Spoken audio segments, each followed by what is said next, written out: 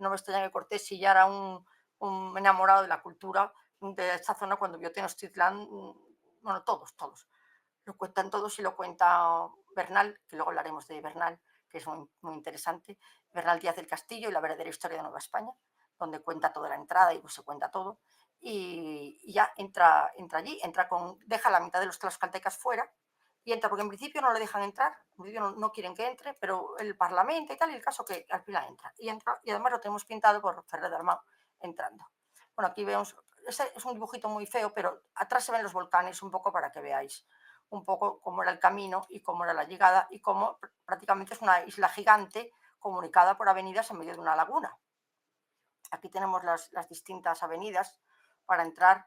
Bueno, la verdad que... Bueno, y tenemos el gran cuadro de Ferrer Dalmau de la llegada, se llama La Llegada. Además, este cuadro hay que decirlo que está encargado por una institución mexicana, está en México el cuadro. Y aquí trabajó David Nievas muchísimo porque aquí había que plasmar toda la idiosincrasia, ya sea toda la ropa, los accesorios de todo el pueblo que está en el lado izquierda del cuadro, que son las mujeres y los hombres mexicas que están ahí, incluso la edificación, que también es una edificación tradicional, bueno, de allí. Y entonces fue un trabajo ímprobo el que hizo David, haciendo dibujos, hasta las ánforas que se ven ahí, todas las vasijas y todo responden a modelos reales del Museo Nacional de México. Aquí vemos a Hernán Cortés entrando.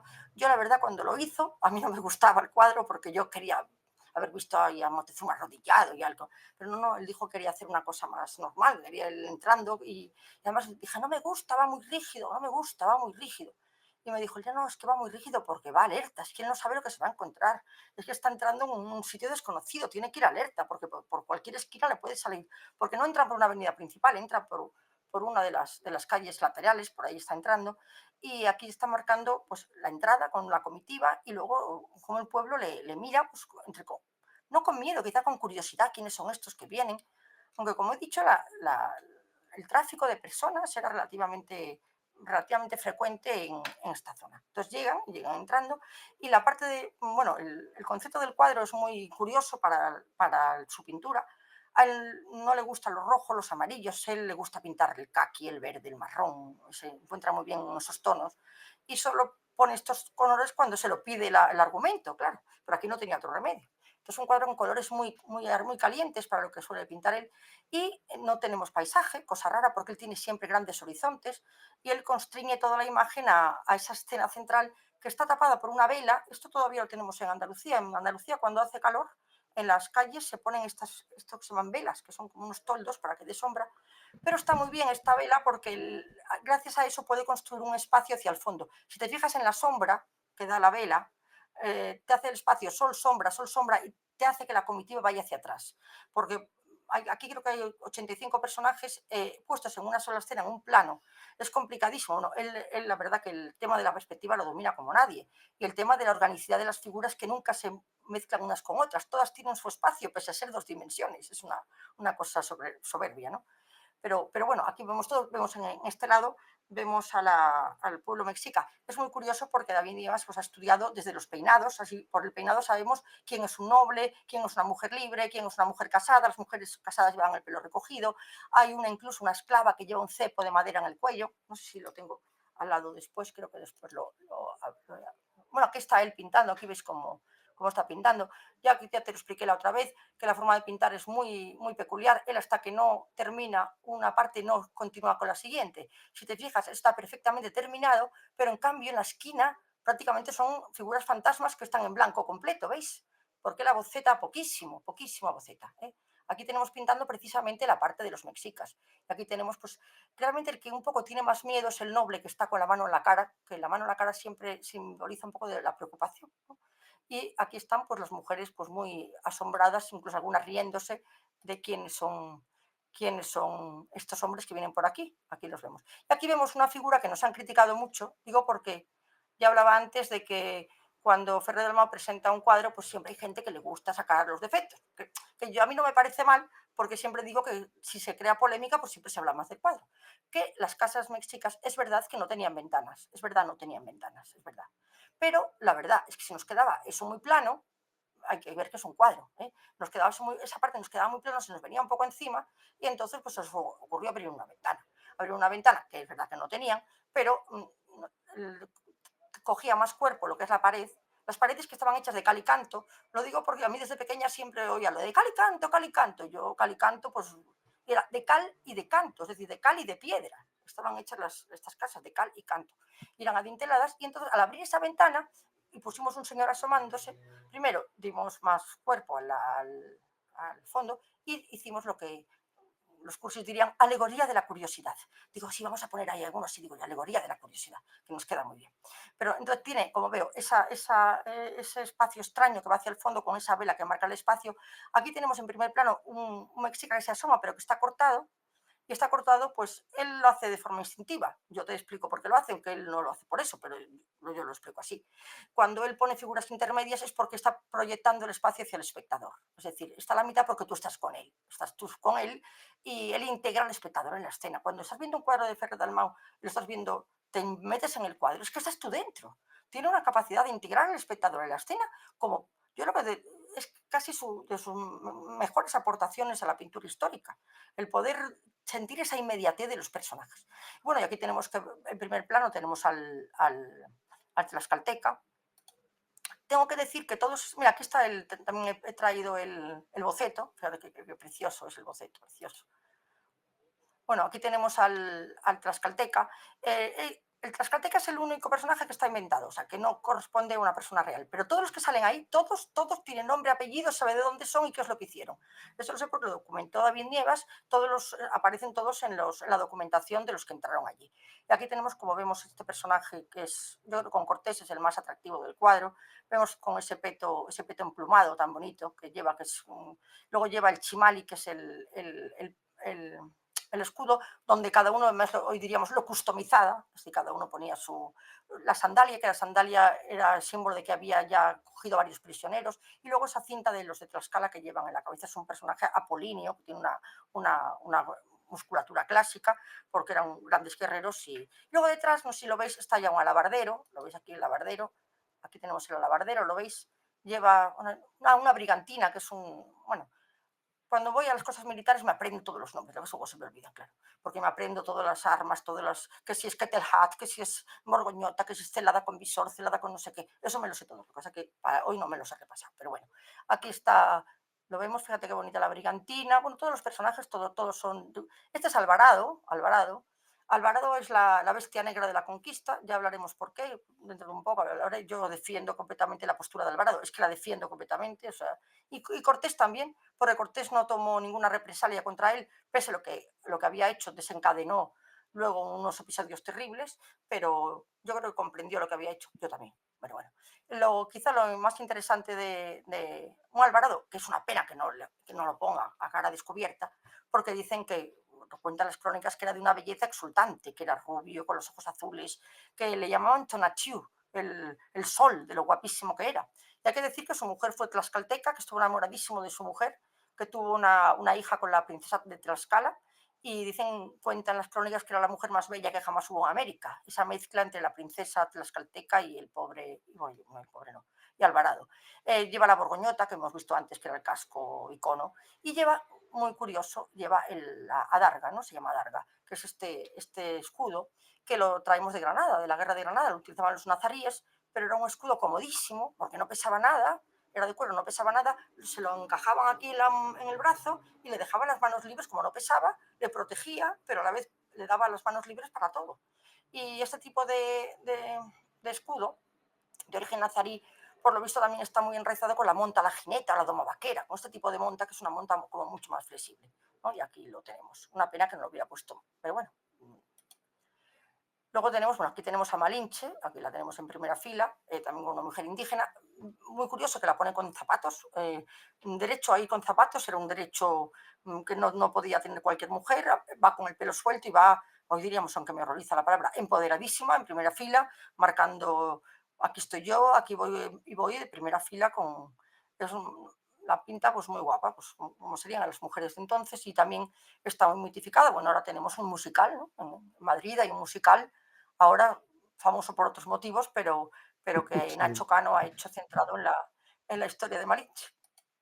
Bueno, aquí tenemos, fijaos, todos estos señores, como digo, este, por ejemplo, es el pínfano sabe, se llama Sandoval, no me acuerdo cómo se llama, creo que Sandoval. Bueno, este señor pone una escuela de danza en Tenochtitlán en 1520, es una escuela de danza en Tenochtitlán, este que va tocando aquí. Y aquí se ve también al padre Olmedo, aquí lo vemos, con la tonsura, ¿no veis la tonsura que lleva ahí? Bueno, es que te pones aquí, mira el rodelero, fíjate cómo es este peto estriado, en la rodela, bueno, es que son todos, bueno, el montanero, bueno, este soberbio, este montanero, además que el montante que parecía que pesaba tanto, pero no aunque pesaba, tampoco pesaba tanto, pero es que por lo visto era, con el propio balanceo se movía muy bien si te sabías desplazar. Pero fijaos qué rotundo el personaje. Además, todos, como digo, todos tienen nombres y apellidos, sabe dónde venían, todos. Bueno, no voy a pararme más, pero fíjate cómo es. Bueno, aquí los tenemos todos. Aquí tenemos otra vez el alano, como el perro de la conquista. Mira, aquí está el alano, otra vez, el alano. Y aquí tenemos otro tipo de prendas de cabeza, ¿no veis? Este creo que es el kettle hat, creo que es, no estoy segura, no, kettle hat es el anterior. Aquí tenemos otra. Bueno, y aquí tenemos, fíjate, tenemos otra darga y aquí se ven asomados arriba, se ven a esto que están dentro de él. Y aquí tenemos a Cortés, del cual también hace un boceto a color, otra vez con esta borgoñota que hemos visto antes. Y muy interesante es el estandarte que lleva. Y el estandarte que lleva aquí es una licencia porque es una bandera capitana. La bandera capitana era mucho más grande, no es la bandera que llevaba él. Pero la que está a la izquierda, he traído también, es la bandera que está en el Museo del Ejército. Entonces, como vemos, y sobre todo que es la advocación de Guadalupe. Importantísimo. El extremeño lleva la bandera de la Virgen de Guadalupe, pero es que fijaros lo que es hoy la Virgen de Guadalupe para los mexicanos. México. O sea, lo de los guadalupanos, yo siempre digo, ríete de los macarenos. O sea, lo de los Guadalupe es una cosa en México espectacular. Bueno, es que la Virgen se apareció después de lo de Cortés, a los 15 años aparece la propia Virgen al indio Juan. O sea, que la advocación de la Virgen de Guadalupe en México, la que la lleva Cortés como extremeño, como extremeño. Y aquí la tenemos y la pinta, Cortés pinta, Ferrer Dalmau quiere pintar también a la. Y bueno, ¿qué más tengo? Bueno, cuando él ya entra en Tenochtitlán, pues Moctezuma le aloja en el palacio de su padre y él empieza pues sus conversaciones con Moctezuma. Hay que reconocer que tuvo mucho feeling con Moctezuma. Que Moctezuma pensara que era Quetzalcóatl, que no era Quetzalcóatl, posiblemente pensó que sí, porque al fin y al cabo este hombre venía hablando de una nueva religión, hablando de tal, y además Cortés, con esa cosa que tenía de los papelitos, pues le hizo firmar a Moctezuma que lo obedecía al rey Carlos, que se hacía súbdito del rey Carlos, y le dijo que él respetaría todo menos los sacrificios humanos. Y más o menos pues estuvo 4 meses allí en el palacio del padre de Moctezuma. Dicen que enseñó a montar a caballo a Moctezuma, que salía con él. Bueno, las últimas palabras de Moctezuma antes de morir fue: Cortés cuida de mis hijos, Cortés cuida de mis hijos. O sea, ¿a quién le confiarías tú a tus hijos si no es a alguien con quien tienes una, una confianza extrema? O sea, se lo dijo: Cortés cuida de mis hijos. Y cuidó de ellos, Y que cuidó de es ellos, otra cuidó, de... no, si además es el antecesor del de la Guardia Civil, el duque de Claro, Ahumada, claro, o sea que efectivamente. El duque de hermano Ahumada es un Moctezuma, sí, su sí. Moctezuma, o sea que, bueno, lo tenemos en la Plaza de Oriente. En la Plaza de Oriente, dentro de los reyes, está Moctezuma y está Atahualpa. O sea que sí que se le reconoció. Pero bueno, el caso que estuvo ahí 4 meses y él, como siempre, estaba tomando otra vez el pulso a la ciudad. Él pensaba rendirla. Bueno, él pensaba ocuparse o quedarse como Tatloani junto con Moctezuma. Yo no sé qué es lo que tendría pensado allí. Pero el caso, cuando ya llevaba 4 meses, que ya es verdad que había un rum rum, pues le llegan noticias de que el gobernador Velázquez, que ha mandado una expedición para apresarlo y hacerle prisionero.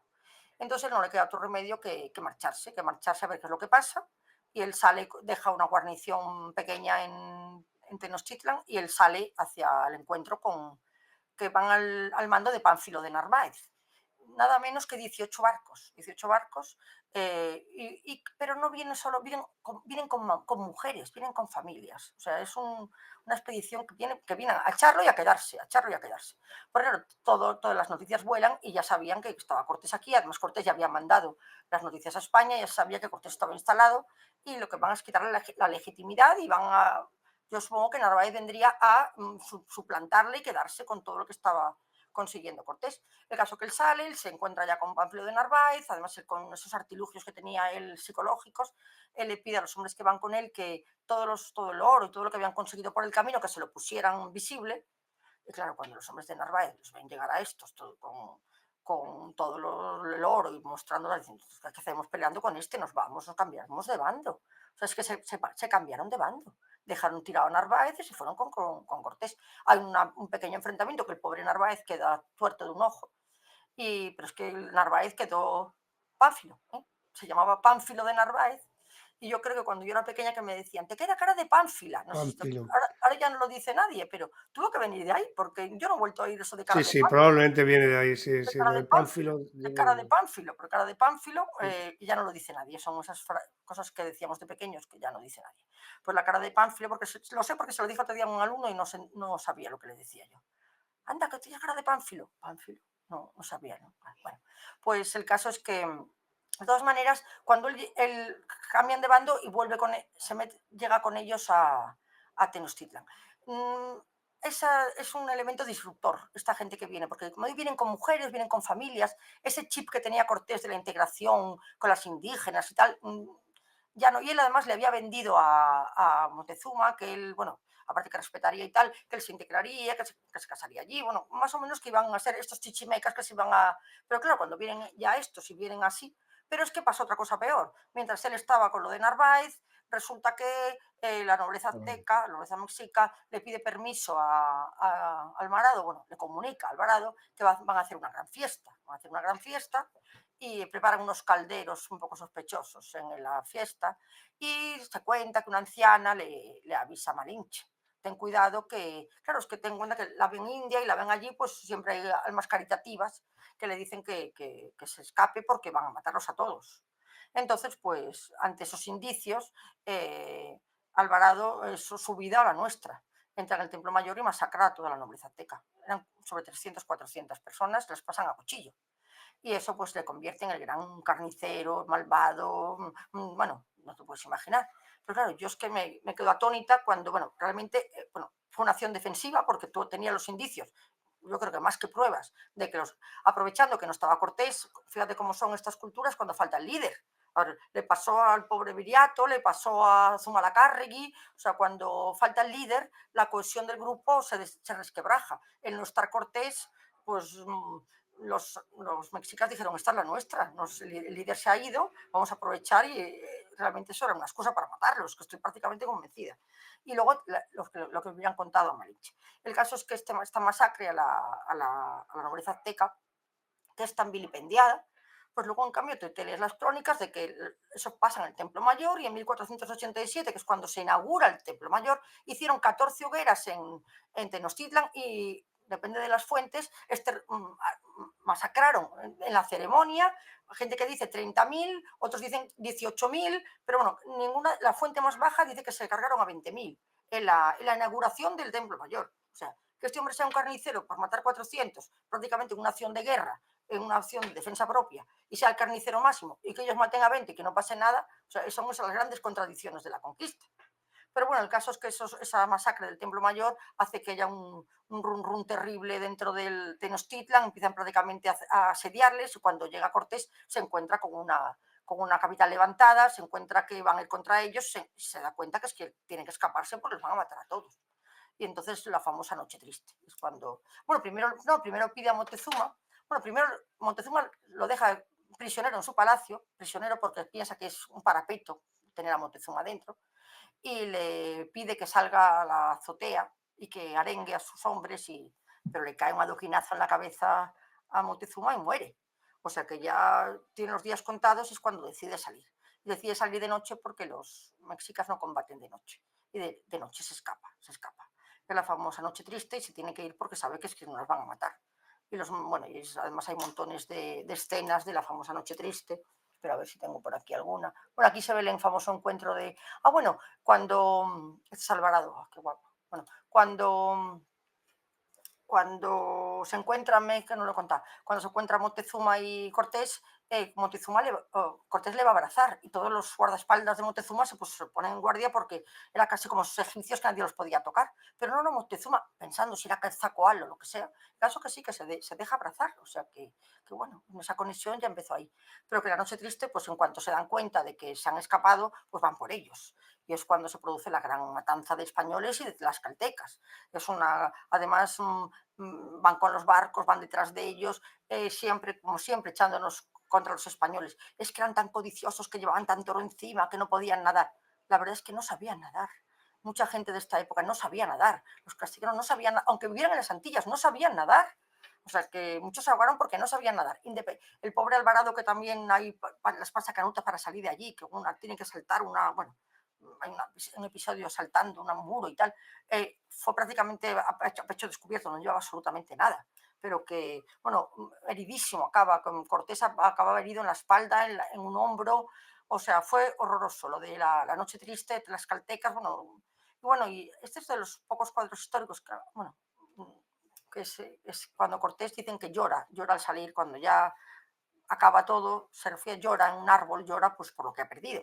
Este árbol todavía se conserva, hoy está en una de las grandes avenidas de México, el árbol donde lloró Cortés, y es un cuadro histórico, es un cuadro muy bueno, pero yo siempre digo que aquí se ve lo que no es Ferrer Dalmau, que a ella la ponen vestida de romana, o sea, Sí, no, totalmente. Y con o un sea, pecho yo al no he visto, aire, sí, sí. bueno, o sea, eso es como una amazona griega, o sea, en fin, es un cuadro Sí, sí, neoclásico, casi parece una espectacular. matrona romana que otra cosa, sí. Bueno, y no tiene nada que ver, pero bueno, que hay cuadros del siglo XIX que son muy bonitos y están muy bien, pero es verdad que el rigor histórico 100% solo ha llegado o con Ferrer Dalmau o, por ejemplo, con Cusach sí, pero Cusach porque pintaba su propia guerra. O sea, no se va a inventar armas que no llevaban. Él tiene la propia guerra en la que él combatió, es lo que pinta. ¿Eh? O, por ejemplo, Fortuny, que estuvo allí en la batalla. Entonces, sí, pero En la guerra todos de los grandes África. cuadros, claro, todos los cuadros históricos anteriores, Ujú. todos pecan de lo mismo, de la falta de rigor. Algunos aciertan más, otros aciertan menos. Pero como el tema de Malinche, o la ponen de romana o la ponen de la Bella Otero. Yo he visto un cuadro que parece la Bella Otero. O sea que, bueno, pues aquí está Cortés pues llorando un poco por lo que el imperio lo tuvo en su mano y lo perdió, lo perdió. Bueno, el caso es que él se escapa y va a refugiarse en Tlaxcala. Tlaxcala, donde están sus amigos, donde está esa tribu que tanto le apoya, pero enseguida los aztecas salen detrás de ellos, ya no, ya tienen un nuevo Tatloani, ya ha muerto Montezuma, primero está Coatilac, que le van cambiando el nombre, luego es Cuauhtémoc, son los que le siguen, y van detrás, pero no tienen prácticamente nada que hacer, porque fíjate, cuando ya los pillan, ellos quedan 500 españoles, porque aunque han muerto muchos, como tuvieron el reemplazo de los hombres de Narváez, por eso siguen quedando 500. Luego 12 ballesteros, 15 jinetes y 800 tlaxcaltecas, es lo que tiene. Y luego los otros son 60.000, o sea, bueno, es prácticamente de 10 a 1, o sea, no tiene nada que hacer, o sea, no, nada. Pero bueno, como siempre, todas las cosas que pasan por tantas cosas, pues el caso que en Otumba, que es cuando ya se produce la batalla, una de las pocas grandes batallas de la conquista, prácticamente que están ya acorralados, y es cuando Cortés dice que le dice a los hombres que tiren, que vayan a tirar a los hombres que lleven mejor indumentaria, que lleven ropajes más exóticos y estandartes más tal. Y entonces cuando hace el famoso círculo, ¿eh? Que la gente lo compara con el Little Bighorn, eso ya le gustaría a los de Little Bighorn, pues esto fue mucho mejor. ¿Eh? Pero bueno, y el caso es cuando ya él directamente, ya se tira directamente por el líder del grupo, lo coge, lo sube a la pirámide, lo degüella y levanta así la cabeza. Bueno, eso fue demoledor, se rindieron, o sea, se rindieron. Fue un hecho efectista, pero se rindieron y se gana la batalla de Tumba. A ver, supuestamente hay que decir que también se pudo aparecer el apóstol Santiago, porque la crónica ya recoge la primera aparición del apóstol. El apóstol Santiago, que se aparecía en la Reconquista, también se aparecerá en las gestas de América. Como siempre digo yo, lo importante no es que sea importante, que no sea importante. Lo importante es que la gente de entonces así lo creyó y actuó en consecuencia. Eso es lo importante, no es que sea verdad o que sea mentira. Lo importante es que ellos ya vieron que había una presencia providencial que les estaba ayudando en esto, como lo pensaron en la Reconquista. En la Reconquista, cuando vieron que Dios le mandaba a su apóstol favorito, que Santiago le trataba de hermano, Yo cuando lo cuento a mis alumnos siempre digo, aunque sea un poco horrible, le digo, no, no, es que Santiago era el bro de Jesús y tal, como llamaban el brother, ¿no? Pues era el bro de Jesús, pues le manda a Santiago, que es su apóstol de cabecera. Se lo manda allí y aparece. Además, en la crónica de Bernal está muy bien porque dice, se apareció el apóstol Santiago, dice, yo no lo vi, dice, tal vez porque soy muy pecador, dice Bernal en él. Yo no lo vi, tal vez porque soy muy pecador, dice Bernal. Y nada, el caso es que la batalla se gana, eso refuerza su papel con los tlaxcaltecas, ya se refugia en Tlaxcala y ya es cuando decide el asalto a Tenochtitlán, ya el asalto a la capital para ya tomarla definitivamente. Y está planeando durante un año todo lo que va a hacer, lo que no va a hacer, y ya recrea la primera, bueno, con las Islas Terceiras después, ¿no? La primera gran batalla anfibia de la historia de España, ¿eh? Porque realmente la toma de Tenochtitlán es una guerra anfibia porque él hace unos bergantines para tomarlo por... Y yo, aunque soy de Ferrol, pues tengo que decir que convierte a esos hombres en infantes de marina, porque los monta en los barcos y los convierte en soldados embarcados, y ahí es donde irá. Y la verdad que todo lo que es el proceso de Tenochtitlán, cómo él va... Ay, bueno, hay una cosa que no dice, no he dicho, se me olvida, que es legendaria. Esa famosa frase que dicen que Cortés mandó quemar los barcos, ¿te suena que se cuenta mucho, que para Sí, cuando sí. Cortés llega, que manda a quemar los barcos? Hoy se dice que no los quemó, que los desguazó.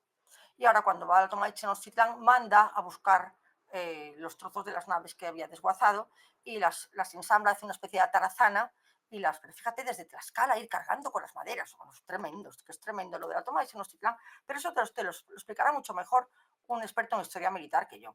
Y bueno, aquí tenemos, fíjate, los barcos que hizo, que eran muy, muy planitos de fondo, porque claro, tenían que entrar por la laguna y tenían la proa abatible, o sea, la verdad que estaban muy, muy bien diseñados Las lanchas de para desembarco.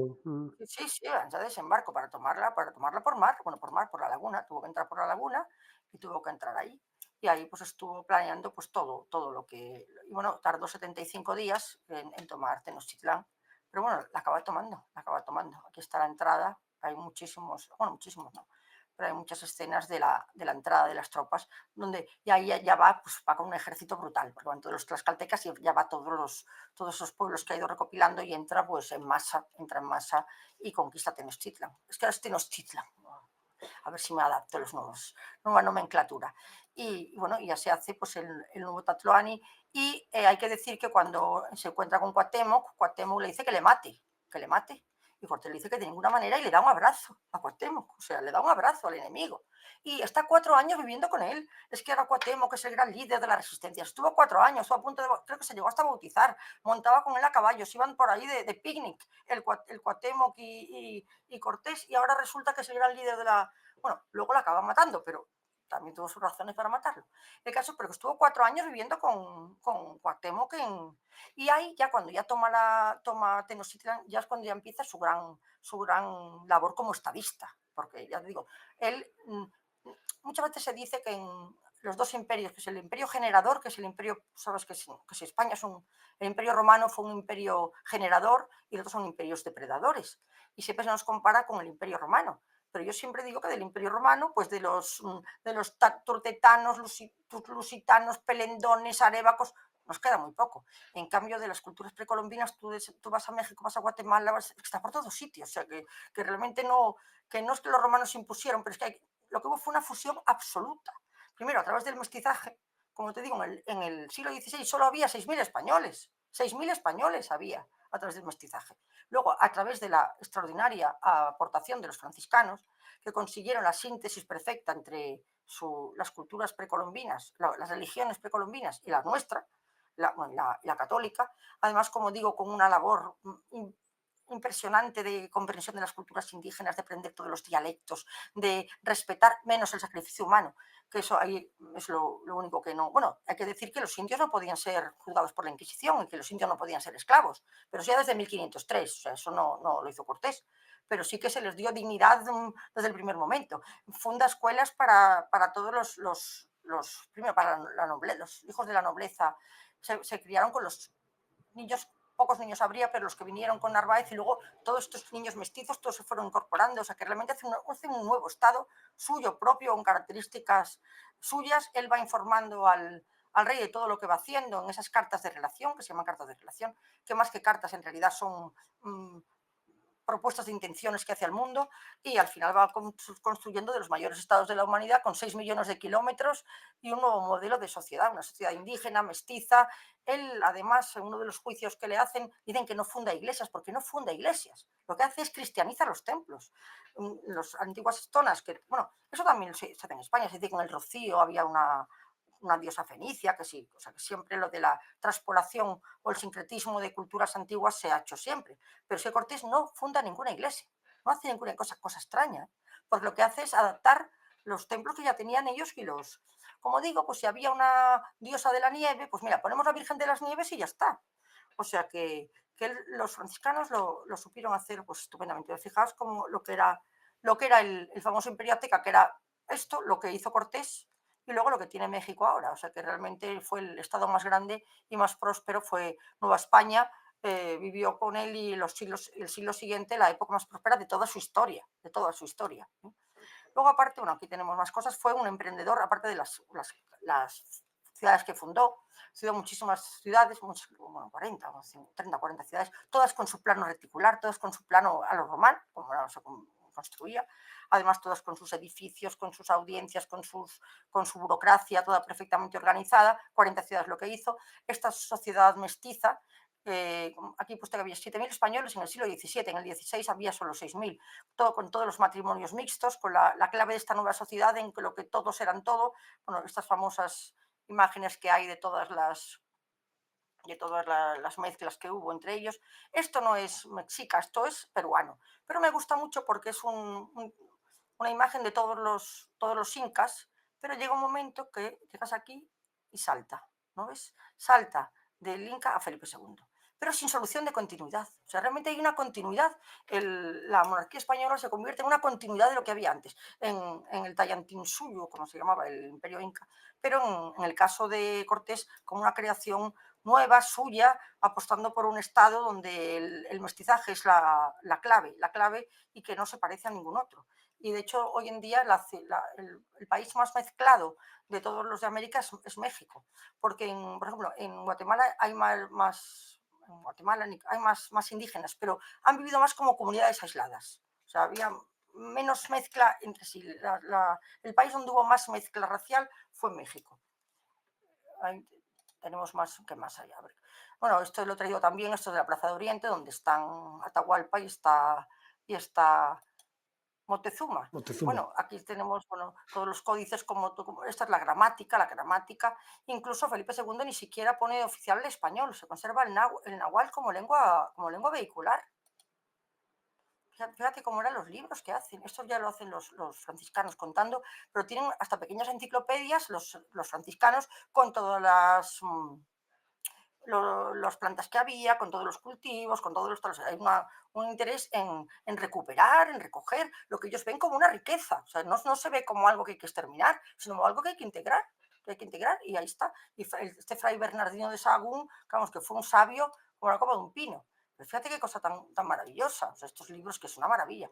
Es la historia general de las cosas de Nueva España, 1569. Mira cómo son, todo documentado, todo lo que se habían encontrado. Bueno, impresionante. Bueno, este es de los últimos cuadros que ha hecho de América, el penúltimo, porque ahora mismo está pintando uno, bueno, no sé si me deja decirlo, pero lo voy a decir, del Álamo, está pintando el Álamo. Y creo que ya lo he dicho. Y este es la llegada de los 12 apóstoles, como le llamaron a los primeros franciscanos que desembarcaron en Veracruz. A mí cuando me lo hizo, yo soy muy quejica, ¡ay, ponga Cortés, ponga Cortés! Y me dijo, no, Cortés no estaba, que cuando desembarcan no está Cortés, por eso no puedo poner a Cortés. Y es el desembarco de los. Y además, precisamente, también este cuadro va para México, y aquí están los 12 franciscanos, de los que sabemos los nombres y apellidos, del convento de Belvis Monroy, de ese convento tan ligado a la familia de Cortés, que bajan y luego harán esa labor tan extraordinaria. Además, venían del viaje, bueno, los franciscanos hacen voto de pobreza, pero que venían muy mal vestidos, venían con harapos, y cuando se encuentra con Cortés, Cortés se arrodilla, les besa la mano, y lo que los indios fliparon, porque dijeron, ¿cómo es posible que Cortés se está arrodillando de estos piojosos, ¿no? Pero precisamente esa pobreza empatizaron muy bien con los indígenas. Yo a mis alumnos les digo que eran como unos curas hippies, ¿no? Porque eran así como happy flower, ¿no? Los franciscanos.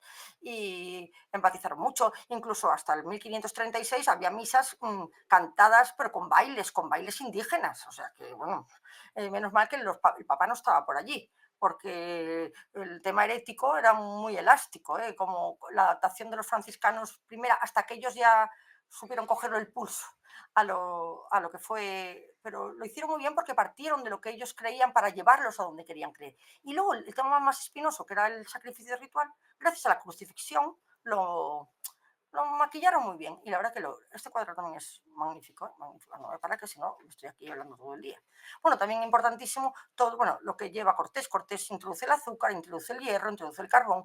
El tema del azúcar, la caña de azúcar, la caña de azúcar. A ver, ¿quién iba a tomar azúcar en el siglo XVI? Nadie tomaba azúcar. Era para el alcohol, hombre, era para el alcohol. La caña de azúcar era para el alcohol, para el ron, que va a hacer la caña de azúcar. Pero bueno, y luego los gusanos de seda, la vid, la primera moneda, y luego, importantísimo, estos puertos que vemos aquí, que los hace Cortés con todos sus, que será la clave del comercio del galeón de Manila. O sea, la gran globalización donde viene el galeón de Manila viene gracias a los puertos de Cortés. Porque a Cortés además siempre le queda la espinita de que él quiere ir a China. O sea, él, una vez que ya tiene todo asentado, él siguió siendo un gran emprendedor. De hecho, hace la gran expedición a la Baja California, que él al principio piensa que es una isla, porque claro, es el tener esa orografía tan particular, y con esos puertos, pues bueno, sí, lo del Mar del Sur, la China incluso manda en la expedición de Loaiza, hay manda una expedición también a Tidore, y además es curiosísimo porque hay un documento que él manda a un rey de no se sabe dónde, porque es donde el primer sitio que te encuentres tú lleva el documento. Y en ese documento habla de la metafísica de Aristóteles. O sea, y le dice, mandamos esta expedición con la voluntad de saber. O sea, no dice conquistar, no dice fundar, de saber. O sea, ese es un hombre del Renacimiento, es un hombre del Renacimiento que domina idiomas, que tiene una mentalidad muy abierta, y es un hombre, y luego es lo de escritor, que es lo último que voy a hablar, fue el escritor más importante con Cervantes de toda la historia americana, posiblemente. Bueno, aquí tenemos las diferentes expediciones que hizo, cartografía, no sé cuántos miles de kilómetros, bueno, toda esta parte de, mira, aquí está el primer mapa de la Baja California, ¿no ves? Que pensaban que era una isla. Bueno, nada, ahora le quieren quitar, esto se llama el Mar de Cortés, este mar se llama aquí el Mar de Cortés, y ahora le quieren quitar el nombre y le quieren poner otra cosa. Bueno, pues ya está. Y bueno, aquí he puesto un poco cómo ha sido representado Hernán Cortés, que ha sido con Colón y la reina Isabel, es el personaje histórico más representado del arte español desde el siglo XVI. Empieza a haber grabados, pinturas con más o menos rigor histórico, algunos más famosos, otros menos famosos. Esto es como se sabe que era de buena estatura, rehecho, de gran pecho, el color ceniciento, la barba clara, el cabello largo. Tenía gran fuerza, mucho ánimo y destreza en las armas. Travieso cuando muchacho y cuando hombre fue asentado y así tuvo la guerra buen lugar. Teniendo abundancia era gran comedor, templado en el beber. Fue muy dado a mujeres y el juego. Era recio porfiando, pero con gravedad y cordura. Era celoso en su casa y atrevido en las ajenas. Era devoto rezador, gastaba liberalísimamente en la guerra, en mujeres, por amigos y en antojos. Bueno, no sé. Yo es que viendo esta descripción, yo creo que pocos personajes hay tan atractivos y tan apetitosos para un investigador y para un aficionado de la historia de encontrarse con este señor. Bueno, aquí tenemos bueno, uno de los dos retratos que le hacen en vida, que es este. Este lo hace un señor que se llama Cristóbal Bates, que es un alemán que le encarga al rey Carlos que le haga dibujos de todo lo que hay en todos sus reinos. Este es el de Moctezuma, precisamente lo he traído porque es el de la Guardia Civil, el antecesor. Aquí están los dos. Y aquí está Cortés, además con un tipo de manga, como la llevan los jinetes, ¿no? Con esa manga bullonada. Y es el único retrato, bueno, este con otro, que se hace de... Bueno, aquí tenemos más, pero fíjate, este es el que hace Cortés y estos son los de los códices. Como ves, es muy parecido. Es muy parecido. Los pequeñitos que he traído aquí son diferentes códices y el otro es el real. Lo plasmaban tal como es, tal como era la cara afilada, un poco arrubiado. Estos son uno de los retratos más famosos suyos, que es el del Hospital de Jesús. Aquí lo tenemos. Y lo he traído para hablar de otra cosa. Este cuadro, donde está el de Capitán General, lo vemos con la bengala en la mano, Igual la que bengala Carlos. como Sí, con el símbolo de este es Cortés y el otro es Carlos. La bengala, bueno, ese palo hueco donde se metía el documento, donde acreditaba su condición, venían de Bengala, por eso se llama Bengala. Y fijaos el parecido con el cuadro del rey Carlos. Incluso, no solo de la tipología del retrato, el prognatismo de los Austrias. Carlos aparece con el prognatismo, que era esa deformación mandibular que tenían hacia adelante y que lo tapaba con la barba. Pero es que a Cortés le ponen el prognatismo. O sea, hay una emulación realmente de la iconografía de Cortés con la iconografía de Carlos. Y aquí vamos con el gran kit, es de ¿por qué hubo esos tantos desencuentros entre Carlos? Posiblemente Cortés, si hubiera querido, podía haberse independizado de la corona. ¿Por qué el rey Carlos no le nombra virrey? ¿Por qué, ¿Por qué se prohíben los libros de Cortés? ¿Por qué se prohíben las cartas de relación y se queman en plazas públicas? ¿Por qué se ponen multas a todos aquellos que tengan las cartas de Cortés? Bueno, si no fue Carlos, desde luego gran parte del entorno de la corte vio una amenaza en el poder de Cortés en México, porque si no, no tiene mucha explicación. Bueno, cuando el rey le da el marquesado de Oaxaca, que lleva aparejado además un gran territorio, que el rey Carlos no se da cuenta de la magnitud de kilómetros de las que estaban hablando, claro, y le da un territorio que es más grande que el reino de Portugal y le da el derecho, como a todos, como el Cano, por ejemplo, cuando le dan de elegir su propio escudo. Y él, Cortés, se hace este. En principio, pues es un escudo que si lo leemos, pues se ve clarísimo el águila bicéfala de los Habsburgo, se ve el león de Castilla, se ve las tres coronas que las pone aquí Cortés, que son los tres Tatloani a los que venció, Coatilo, Moctezuma y Cuauhtémoc. Luego aquí está la ciudad de Tenochtitlán, representada en una ciudad. Luego está surmontado por las cabecitas también de los caciques a los que venció.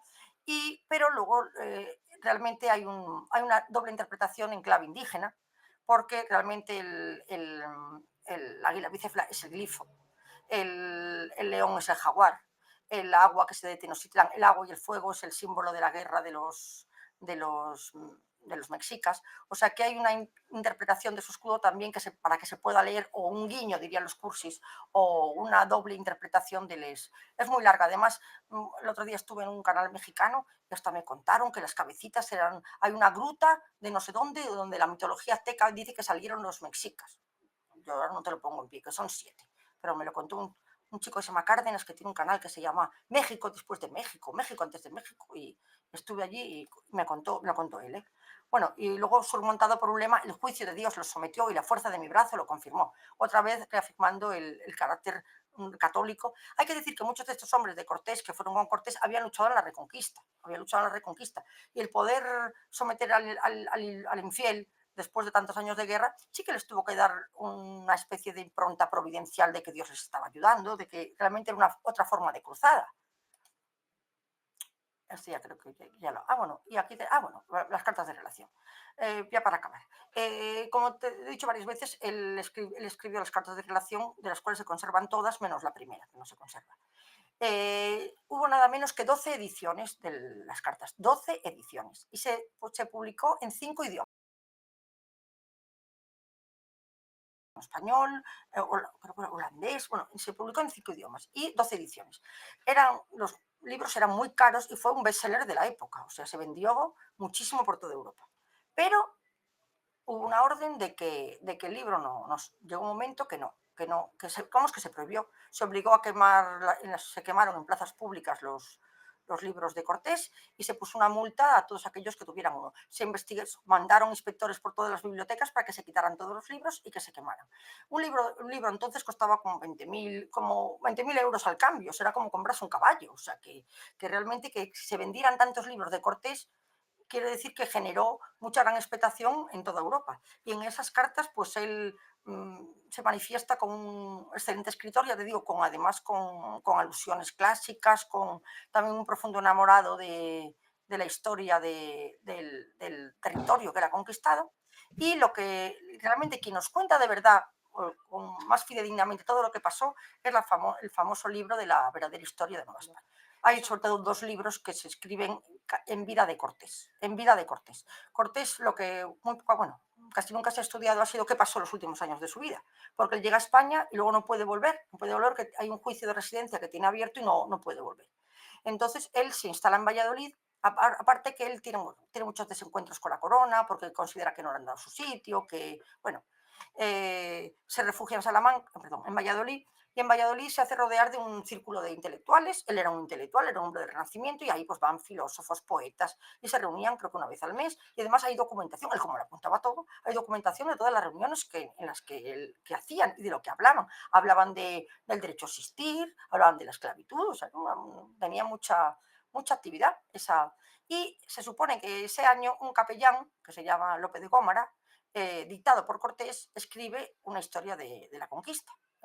Lope de Gómara. Lope de Gómara, pues un estilo un poco grandilocuente, un poco aparatoso, pues cuenta toda la historia, además con todo lujo de detalles. Lope de Gómara no estuvo nunca en México, o sea que fue Cortés el que le fue dictando el libro. Bueno, pues hay una teoría que yo siempre que la cuento, cuando oigo los comentarios me dicen, ¿esta señora cómo puede dar pábulo a esta teoría? Porque mucha gente dice que es una teoría desacreditada. Pero yo tengo que confesar que a mí, no digo que me convence al 100%, pero me resulta fascinante. La teoría no es mía, es de Christian Duverger, que es un antropólogo francés que estudia todas las culturas precolombinas y que ha estudiado muy a fondo la historia de Cortés, y es el único que ha estudiado la parte de Valladolid. Y entonces él ha hecho un estudio del libro de Lope de Gómara y del libro de Bernal Díaz del Castillo. Primero, ¿quién es Bernal Díaz del Castillo? Bernal Díaz del Castillo no aparece en ningún sitio. Se cree que hubo un tal Bernal Díaz, que no era del Castillo, que fue la primera expedición, pero no aparece en ningún documento, no aparece en ninguna parte. Luego aparece un tal Bernal Díaz del Castillo, que es un regidor de Guatemala, que es supuestamente el que escribe el libro.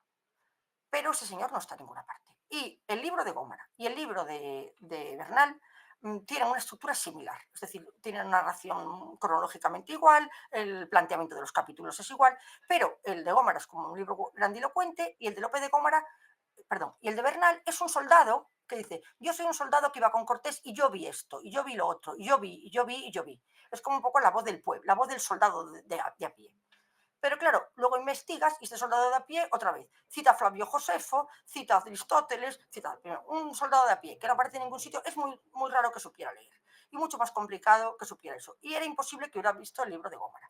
Y luego además cita una serie de libros que un gobernador de Guatemala, que era un sitio periférico, era imposible como el libro de Paulo Giobo, y un par de libros que cita, que es imposible que los hubiera leído. Imposible. O sea, este Bernal Díaz del Castillo, además hay un retrato de Bernal Díaz del Castillo que hoy se ha descubierto que es un rey francés, un grabado del rey. O sea, este Bernal Díaz del Castillo está en un guindo. Entonces, la teoría del Duverger. Duverger dice que contrató al Gómara, claro, que contrató al Gómara para que escribiera. Y que él a la vez iba escribiendo el otro. Se hacía como un alter ego. Él daba un poco la visión tal y otra visión. ¿Y por qué tuvo que hacer esto? Primero, porque sus libros estaban siendo prohibidos. Se los estaban quemando, tenía que tener una voz para explicar lo que le había pasado. Él tuvo siempre ese sentimiento de trascender, de eso de ir con todos los papeles, de documentar todo. Mucha gente dice, este señor está mal de la cabeza, mira que decir que es Bernal Díaz del Castillo. Yo creo que fíjate, en el fondo es quitarle mérito a Cortés, porque ese libro de la historia de Nueva España es la primera gran obra de la literatura hispanoamericana. Es con Juan Rulfo, con Carlos Fuentes, o con los grandes literatos de la literatura hispanoamericana. El primer gran libro es la verdadera historia de Nueva España. Entonces, yo no digo que sea Cortés o que no sea Cortés, pero como dicen los americanos, crea una duda más que razonable, como dicen las películas de los juicios. Y si oyes a Duverger, la verdad que es un apasionado de Cortés, como lo soy yo, y a mí me convence muchísimo. Otros dicen que no, que sí, que Bernal Díaz existió, que además hay un capítulo en el que no estaba Cortés, que lo documenta Bernal. Pero bueno, esta es una historia muy larga para contar otro día. Duverger dice que esto es una maniobra orquestada por los hijos de Bernal, que quieren una encomienda y para legitimar que quieren una encomienda hacen pasar a su padre por un gran hombre de la conquista. Pero es que cuenta unas cosas, por ejemplo, la expedición, bueno, la entrevista que tienen los emisarios de Cortés con el Papa, que va a ir el propio Cortés, pero justo en ese momento le organizan una boda con una española y tiene que ir a la boda, tiene que ir a su boda, entonces no puede ir a Roma. Y manda una embajada con 3 tlaxcaltecas, manda 3 tlaxcaltecas a Roma, al Vaticano, y lo que pide sobre todo es la legitimación de sus hijos. Bueno, pues el Bernal Díaz te cuenta toda la entrevista en el Vaticano, o sea, que eso es imposible que lo cuente, pero además hay una cosa que cuenta Bernal, dice, no sé si paladín, me lo estoy inventando, hay un nombre, no sé si es paladín, acomodatín o no sé qué, que es un nombre como de... en el Vaticano hay un cargo que sí, que es como un escribano que anda por ahí por las oficinas, no se llama paladín o tal. Bueno, pues le pone el nombre al señor este del Vaticano. O sea, y las entrevistas que tenía con Montezuma parece que Bernal está debajo de la mesa. O sea, es imposible que un hombre que no aparece, Cortés que lo escribía todo, que no aparece en ninguna crónica de Cortés, de repente sea... Claro, pero es todo quitarle méritos. Claro, se lo sabe todo, se lo sabe todo, lo sabe todo. Con lo cual, ese alter ego de ser... y luego, ¿por qué Bernal y no... ¿Por qué le pusieron Bernal y por qué se vende como Bernal? Porque los libros anónimos tenían como menos cancha.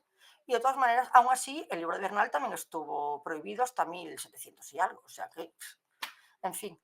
Y bueno, y ya acabo, ya ahora sí que acabo de verdad, pues que todo esto, el ser el gran heraldo de la conquista, el ser el gran empresario, el diplomático, ser un soldado extraordinario, un estratega, un escritor, un estadista, pues le hace ser el primer hispanista y fue crucial para la cultura occidental, porque hay 600 millones de personas que hablan español, hoy tenemos esa Hispanoamérica que algún día recuperaremos, espero, porque todas estas veleidades de la política nos están alejando mucho, pero yo creo que cada vez hay más sentimiento hispánico, yo creo que con el tiempo lo acabaremos recuperando y todo fue, pues, entre otros, pues no, entre otros no, fue sobre todo gracias a Cortés.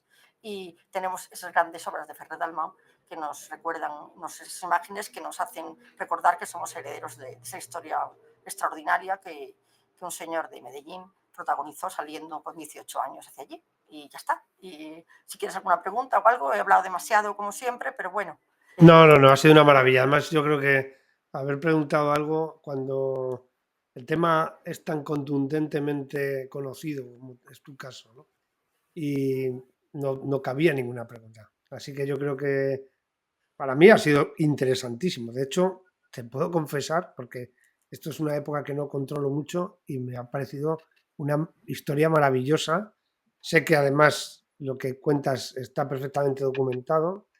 Luego se puede tener alguna interpretación distinta de algún suceso en concreto, por ejemplo, Alvarado, etcétera, etcétera, ¿no? Que tenemos siempre las interpretaciones son respecto a lo que se lee y respecto a ponernos en los zapatos de aquellos hombres y de aquellas mujeres en ese momento, pues es muy difícil desde alguien y desde la perspectiva del siglo XXI. Entonces, el justificar asesinatos o no justificarlos va mucho en la razón de cómo pensamos hoy.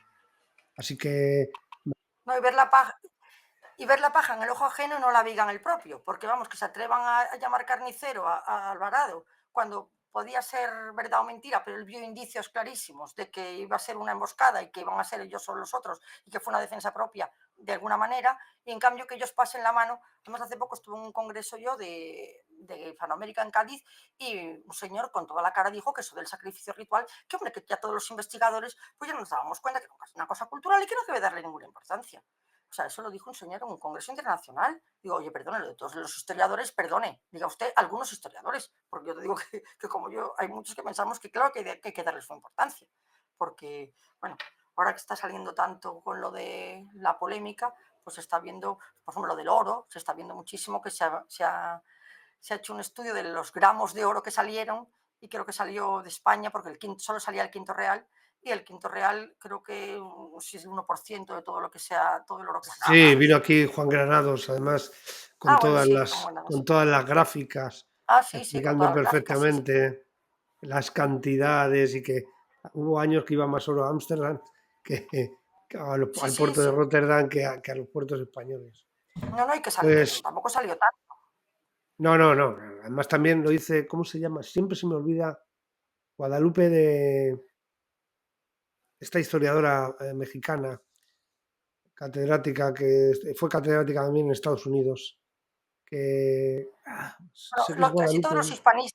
casi todos los hispanistas rigurosos lo saben. O sea, que además que el Sí, quinto sí, sí. real y que el quinto real Ella era para decía España. que se había extraído más en 3 años las Sí, por productoras Canadá, ¿no? Sí, canadienses, las mineras canadiense, canadienses sí. que en todo No, pero fíjate, la Cortés, época lo del de, virrey. lo de mandarle y mandarle las cosas diciéndole que no lo funda y que lo enseñe, o sea, no sé, es que hay unas cosas tan modernísimas. Luego legitimar a sus hijos mestizos en el siglo XVI, cuando la sangre se miraba tanto, mira los que Sí, pero teníamos ahí aquí en sí que Junquillo, hay. los que tenían tal.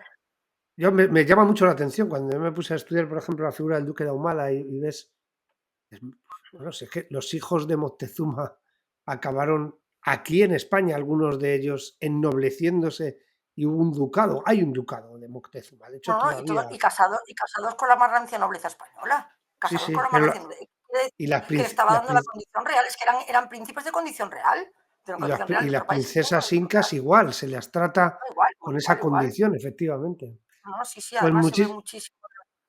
Bueno, perdón, no, muchísimas, muchísimas gracias,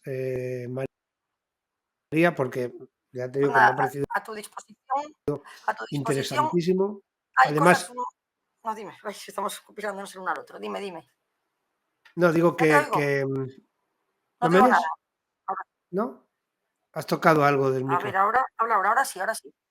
Sí, ahora sí, Digo ahora sí. que es una maravilla y además es una forma también de que nos acerquemos a la figura de Cortés, porque tampoco hay el que no tiene un especial interés por buscar bibliografía, que esta historia, pues siempre hablamos de oídas. Y sin embargo, después de esta conferencia, porque le voy a llamar conferencia, porque así ha sido, Sí, mucho más bueno, que una entrevista, nos has dejado un baño muy importante, sobre todo de la época de Cortés en América, luego ya aquí en España, con la, incluso pone algún barco para, no sé si fue la conquista de Túnez o de Argel, Argel, la de Argel, Argel, sí, efectivamente. además cuando Carlos va para atrás, él queda horrorizado de que si yo con mucho menos, yo hice mucho más, ¿no?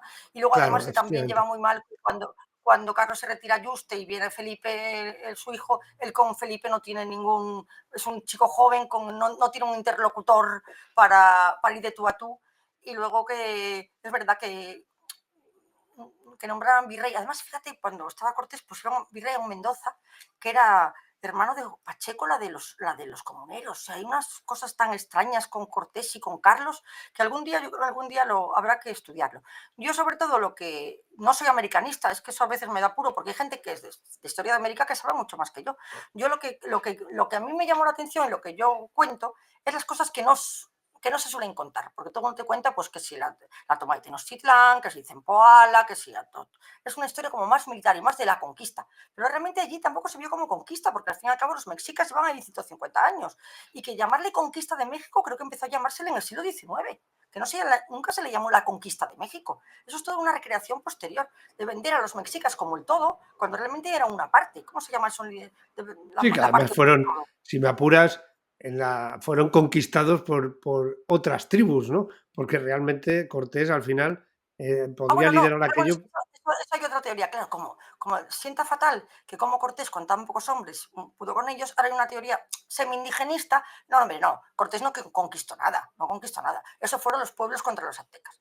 Pero esos pueblos contra los aztecas llevaban 150 años de explotación y no habían dicho ni mu. Es decir, puede ser que Cortés no hiciera nada, dicen ahora. Claro que hizo, catalizó. O sea, quizás porque estaba en otra era, quizás porque era un hombre de renacimiento y yo era de la edad de piedra, por lo que fuera, él catalizó esas energías negativas que había contra los aztecas y los movilizó. Si no hubiera sido por él, ¿hubiera pasado o no hubiera pasado? Es verdad que él solo no hubiera podido, por supuesto, pero también es verdad Bueno, que ellos solos no lo habían hecho tampoco. Entonces tuvo que venir Cortés para espolear todo eso y conseguirlo. Y bueno, y otro día hablaremos, porque es que no quiero hablar tanto tiempo, pero hay que contar qué le pasó con la tumba, dónde está, que es otra historia. Otro día, que venga, pues otro día lo contamos.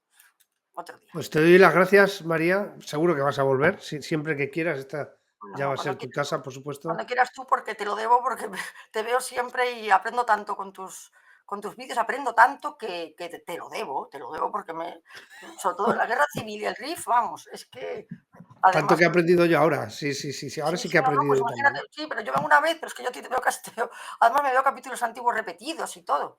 Los del ritmo, el ritmo los he visto muchas veces, y la guerra civil, los nuevos, todos. Me están gustando mucho, por cierto. Y nada, y muchas gracias por todo y nada, ya cortamos y gracias por oírme y gracias los comentarios de la otra vez que fueron muy buenos, ¿eh? Y me alegro mucho que os hubiera Sí. gustado. La verdad, como Bueno, siempre pues, digo, cuando hablo de Ferrer Dalmau, juego con las cartas marcadas porque son cuadros que, aparte de ser extraordinarios desde el punto de vista técnico, como siempre digo, tienen forma, fondo y función. Forma, porque dibujo, color, composición, función divulgativa, pedagógica, patrimonial, y fondo, ese mensaje que transmite y que emociona. Gracias, adiós. pues, pues muchísimas gracias. Y además hemos visto hoy una muestra, hemos visto unas cuantas muestras de la importancia de la pintura de Dalmau para contar esos dos cuadros, sobre todo el del río y el cuadro de la toma de la ciudad o de la primera entrada a la ciudad. Creo que ha sido una maravilla. Sí. Pues nada, y a ustedes, muchas gracias por ver los vídeos, gracias por estar ahí, gracias por darle al me gusta y nos vemos en el siguiente.